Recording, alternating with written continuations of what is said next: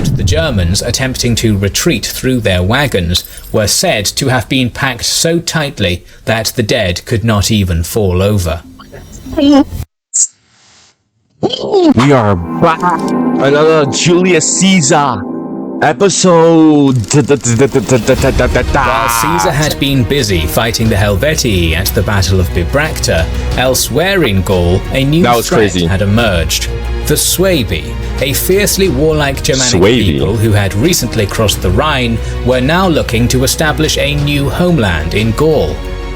These fierce warriors and their leader, Ariovistus, would challenge the Roman legions and provide Caesar with another opportunity to prove his mettle. But bro, where are all of these? Actually, no. I was gonna ask, where are all these Germans coming from? But no. I kind of know about the whole migration pattern and the whole what was causing the whole influx of Germanic people. So before we start our video, we would like to thank our sponsor, Wix. Wix is the free tool that you your own site by clicking on the link in the description or by entering the URL wix.com/kings and generals. The Suebi, led by their king Ariovistus, had first arrived in Gaul in 63 BC as mercenaries for the Sequani and Averni in their war against the Aedui, a Roman ally. The 15,000 warriors that Ariovistus initially brought proved decisive, helping to secure a crucial victory over the Aedui at the Battle of Magetobrega, so this is his first time to become a tributary to the Sequani. In response to this, the Aedui sent an envoy, Diviciacus, to ask Rome for help. But the Republic was still recovering from the political shock of the Catiline conspiracy and was distracted by an Allobroge. So they call them tribes, but this doesn't really seem, tribal-like to me. This seems very because they had tributaries, right? I mean, that doesn't really sound like something tribal. You know what I mean? I don't know. The governor of Transalpine Gaul was ordered to help Rome's Gallic allies when possible, and in 59 BC, the Senate named Ariovistus a friend of the people of Rome to pacify him and keep him in check. Ariovistus used that time to consolidate his position. After helping the Sequani, he demanded a third of their lands as payment. The Sequani gave in, and Ariovistus began moving more of his people across the Rhine to settle in this new land. By 58. Very organized. Very, very organized, honestly, because I don't know, maybe, I heard that Roman propaganda depicted barbarians as these uncivilized type of people, and that's just not true. That's just not true at all.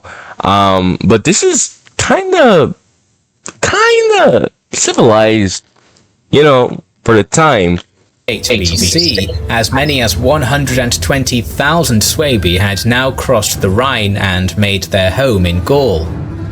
Furthermore, Ariovistus was demanding more Sequani territory in order to settle an extra 24,000 Germans and had been taking hostages in order to keep the Sequani and Aedui obedient.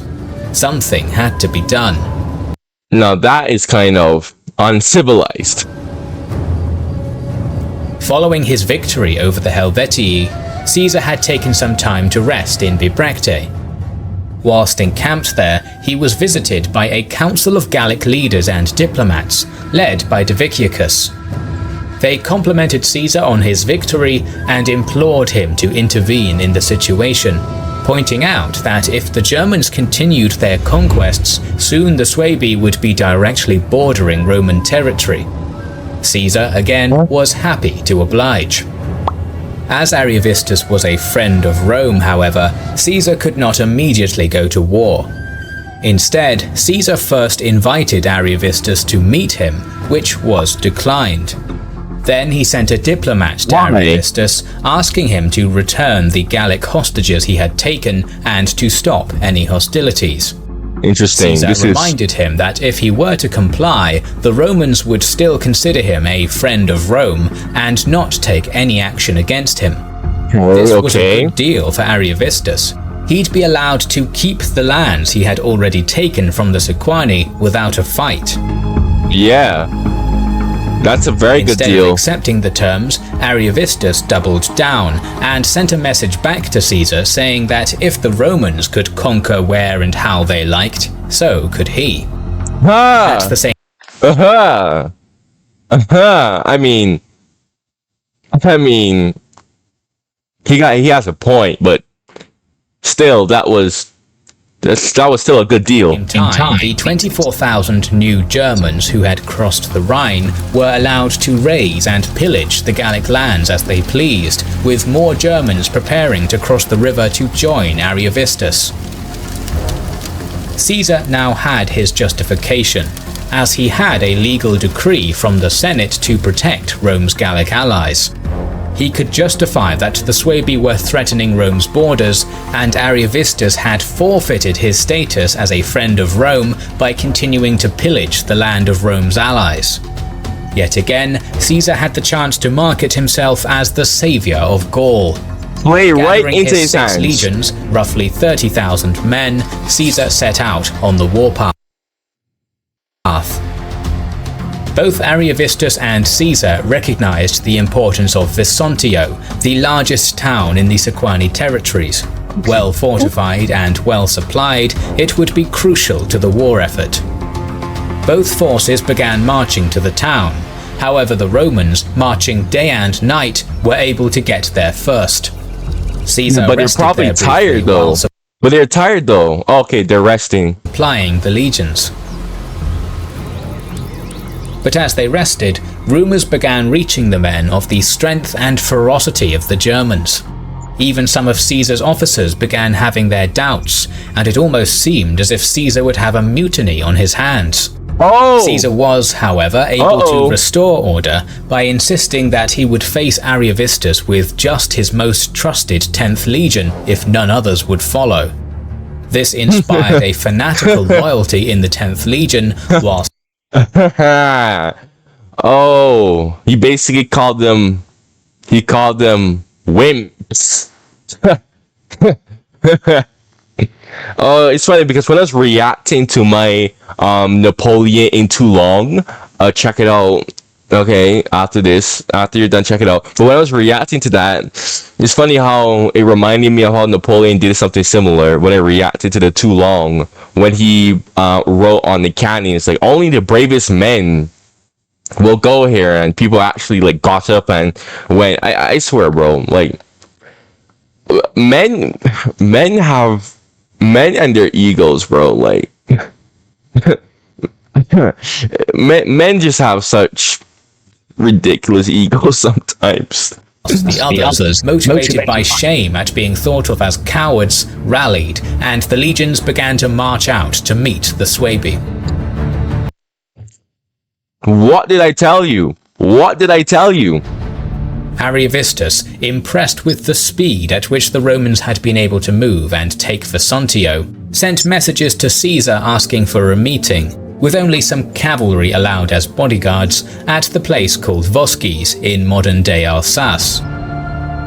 Oh, this is in Alsace? Caesar agreed, but the meeting did not go well, with both generals reiterating their positions. Ariovistus even went so far as to say that if he were to kill Caesar, there would be many in Rome that would be grateful, showing that he knew what the political situation in Rome was. Oh, so the Germans even know about the situation. How do the Germans know what the situation in Rome was like? I thought Germans didn't know how to read back then, right? Well, Deutsch. They call themselves Deutsch. So how do they know this? How do the Germans know this information? Someone please answer that for me, because I'm actually curious, because I always thought that Germans did not know how to read, right? Unless I'm wrong. Especially Latin. How in the world do they... Okay. Okay. Negotiations broke down after this, and the cavalry on both sides had a minor skirmish before retreating back to their respective camps. A few days later, Ariovistus asked for another meeting. Caesar, sensing a trap, sent his translators. This was just as well, as Ariovistus promptly captured the two and... No, translator? Translator? How do they know how to speak Deutsch? That's what it was. How did they know how to speak Deutsch? Because, you know, those lands were barbarian lands, right? How can they translate that? Look, I'm actually confused right now. And when I say Deutsch, I mean German, because this is basically German. Okay, like Germanic German, same thing. Like, I hate whenever people say that. Oh well, like I was arguing with someone on one of my comment sections, and he was like, "Oh, English people are Britons." I'm like, no, English people are Germans. You came from Germania. You're German, okay? And he was like, no, we're Germanic. And I'm like, yeah, duh, because you're German. Like, he's like, German and Germanic are not the same thing. They are. But the way how people use Germanic, they use it wrong. But I'll talk about that in the whole different... even considered burning them alive. With his plan to capture Caesar having failed, Ariovistus instead moved to battle. His army was composed of 6,000 cavalry, 16,000 light infantry, and the rest heavier infantry, for a total of around 30 to 40,000 men. Taking Caesar by surprise, Ariovistus marched his force quickly behind Caesar's position and set up camp, cutting off the Romans from their supply lines. Oh, that is actually smart, yo. For 5 days, Caesar drew out his army in battle formation. Wait, why didn't Ariovistus, like, flank him? Ariovistus, why didn't you flank him? You could have easily flanked him when he was unprepared. Ariovistus, what are you doing? To give battle, but Ariovistus was content to wait and strangle Caesar's supply line, only engaging in cavalry skirmishes. So attrition. Cavalry fought in a unique fashion. Interesting. For every horseman, there was an infantryman mixed into their formation. These men were lightly armed in order to keep up with the cavalry, and together provided a flexible and difficult force to handle, and the Roman cavalry got the worst of the fighting. Caesar, knowing that he would have to do something to break the stalemate or else risk being starved out, formed his legions into 3 lines. You gotta go at him. He marched this You have to go straight at him. force past the Suebi position and ordered the 3rd line to begin construction of a 2nd camp, whilst the first 2 lines formed up to defend them.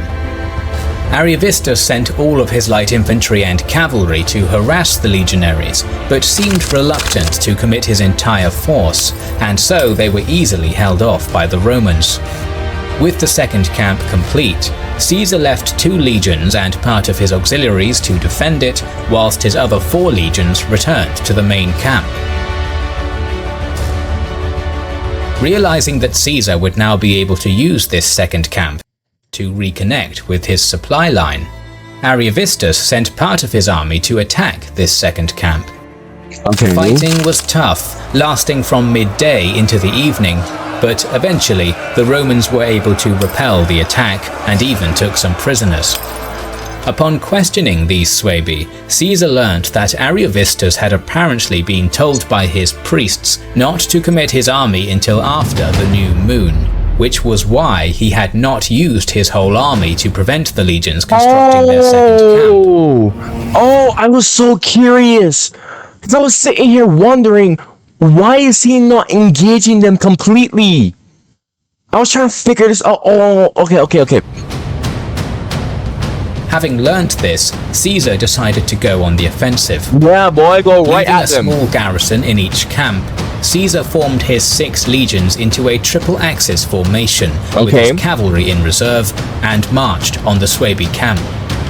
The Germans came out to meet him, forming their wagons and baggage train into a semicircle behind them, their women standing on them, urging the men on. Noticing that the okay, so the women are urging them on. Okay. Oh man. Oh, if only more women were like this today. The German left flank was slightly weaker. Caesar positioned himself opposite on the Roman right and gave the order for his men to charge. But as he did, the Suebi also charged. Their assault was so fast they're both charging. Okay. and surprising that the Romans had to drop their pila before they could even throw them, drawing their swords and fighting in hand-to-hand combat. The Germans managed to form a shield wall, and neither side seemed able to gain an upper hand. Having been unable to throw their javelins before charging, the Romans struggled to break the shield wall as easily as they had at the Battle of Bibracte. After some hard fighting, these Germans are a lot tougher. These Germans are way more tougher. Led by Caesar, started to push back the German left. Okay. However, the Suebi on the right outnumbered their Roman opponents and were starting to get the upper hand. The Roman cavalry, led by the son of Triumvir Marcus Licinius Crassus, Publius, had not yet engaged in the battle, and from his position he could see the Roman left starting to crumble. Using his own initiative, Crassus led the third line, which had been kept in reserve, to support the flank, arriving just in time to avoid a disaster. Came in clutch. He came in clutch. Hell yeah. With their left flank broken and their right now under severe pressure, the Suebi army broke and ran. It is not known how many people died in this battle, but the Germans attempting to retreat through their wagons were said to have been packed so tightly that the dead could not even fall over. Holy! The entire Suebi force, including Ariovistus, fled back across the Rhine, pursued by the Roman cavalry. Caesar had won 2 important campaigns in one season. For now, he left Labienus to winter with the legions in Sequani territory, whilst he attended to his governing duties in Cisalpine Gaul. But by wintering his legions in Gallic territory, Caesar was making a point. This was beginning to look less like intervention and more like occupation. With the Germanic threat dealt with, Caesar would be able to turn his attention to Gaul proper. Our series on the Gallic Wars is just starting, so make sure you are subscribed to our channel and have pressed the bell button. That was a good one. That was a good one. I was even planning on making a Caesar reaction, but I'm actually glad that I did. Bro, you made it all the way to the end of this video, man. Come on, subscribe. You made it all the way here. You made it all the way here, man. Subscribe. Okay? Subscribe for more reactions, because I'm gonna be reacting to this whole series. Okay? I gotta learn more Roman history. I don't know much about Roman history, so I'm learning more Roman history, because this is like one of the mainstream topics that I don't know much about. So I definitely have to learn more about Roman history. Okay? So definitely subscribe. Make sure to like the video. Like the video. Come on, it takes 1 second. One second, okay? But yeah, man, thanks for watching, and stay tuned.